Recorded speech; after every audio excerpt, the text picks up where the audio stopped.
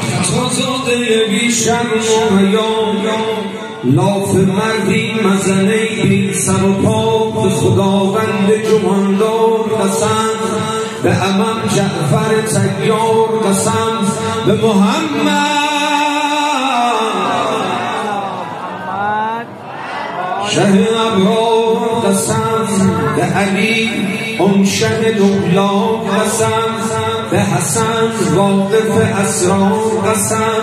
به حسین اون شه دیار قسم، به علی اکبر ناشاد قسم، به سر قاسم داماد قسم، به علی اصغر بیتاب قسم، به خودم میگیره علمدار قسم، گر قبولت نبود زین اوصاف، این منو این تو این گشت مسار، ای علمدار و جلودار و بغمیار و هواخواه و مددکار حسین، ای خلف پادشه فقر و هنه، ای پسر مهر رسول سکنه، ای که در شأن شما آمده تنفیر و کمر، آیه و نجم چه در شعشعه مهر و کمر، ای پسر خسرو خوبر، از رهی آورید بنشین در بر من تا سخنی چند پابوسه همایون شریف تو من از ره اخلاص کنم که گردیده به من فر و الا ز تو ما را نبود هیچ تمنا، الله الله مرد آخر نه چنین خلق نماید، آخری سر بر من نور دو چشمت کر من، دیده گشا و بنگر آمده لشکر، ز خطاب و ختن و چین و زمانچین، ز بم و بلخ و رومیه و قسطنطنیه، مکه و مصر و حلب و شام و دمشق و طرف و مسقط و از گمگم و سلماسی و کوه شکی، ز شروان ز شیراز کرهباغ خرهدار، ز تفلیس و ز تبریز و ز قزوین و بروجرد و سمرقند و دماوند و نهاوند و مانند نهاوند الی سمت بخارا، دیگر آمده لشکر ز سپاهان قم و خطه تهران، ز کرمان ز کرات و ز فلات، دیگر از کابل و هم زابل و بغداد، چه رد سر تورا ز ایران و ز توران الی سمت بخارا، دیگر سرهد بربر، چو لشکر همه در دشت پلنگ و همه بر شست خدنگ و همه نری بر سر تنگ و همه دل چون دل سنگ و همه آماده جنگ و همه دنگی همه بنگی همه زنگی همه رنگی همه منگی همه مرد افکن رو این تن رستم فن افکنده به رخ چین جا داده به دلچین، همه نامذهب و بیدین همه مانند شیاطین، همه بر قتل شهدین زده دامن به کمر، تا که برند سر فخر امم زاده سلطان عرب،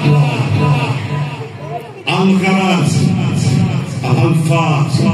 گفتم و رفتم، دیگران با تو نه حرفی نه سوالی نه جوابی نه کتابی نه حسابی، دیگران هیچ ندارد گلم و هیچ نگویم سخن از ماضی و مستقبل، ولی اول فصل بدان دریای غضب علی، گر جانب ما آمدی ای میر دلاور، همه کون به کون همه هستیم غلام، همه گوییم سلام، بزنیم سکه به نام و دگر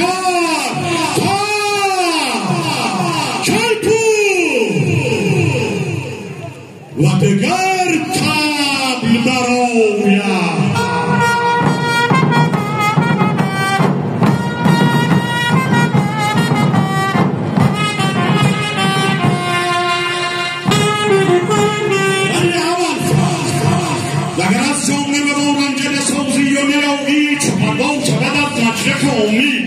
رخ خورشید نمایان بشود کشته علی اکبر و هم اون و دگر جعفر و هم افسر بیشین و دگر قاسم داماد امان هی حفار هی عزیز قامت شمشاد ابو فاضل تو هم بی سر و بی دست بیفتی به دل خواب شود جسم تو سکار حسینم بشود کشتن ز تیر از ره بیگار به اسیری به تاراج بریم اهل و عیال شه مقهار. اگر از راه محبت من این عرض شنیدی ز حسین دست کشیدی ده همتگاه نبیدی و الا تو خود دانی و مطلب حالا عباس بیا پیش بده گوش شنو غرش طبل و کرنانا.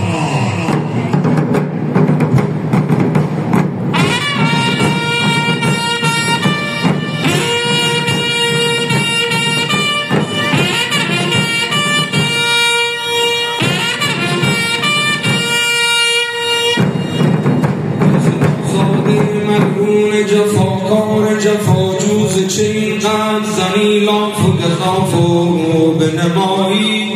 به من اللحظه ذکر لشکر خود را اگر آماده بود